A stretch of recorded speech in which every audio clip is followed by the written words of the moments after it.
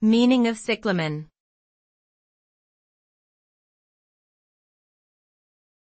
Cyclamen.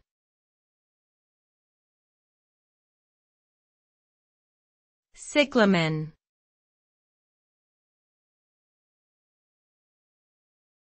Cyclamen.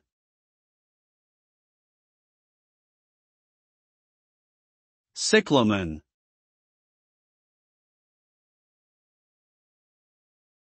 Cyclamen is a genus of flowering plants that typically have sweet-scented, nodding flowers with 5 petals.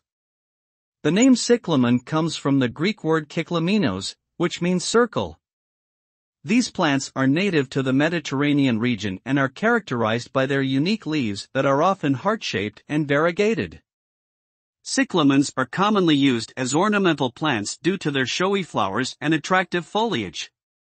Some species of cyclamen are also known for their medicinal properties and have traditionally been used to treat various ailments such as headaches, coughs, and sore throats.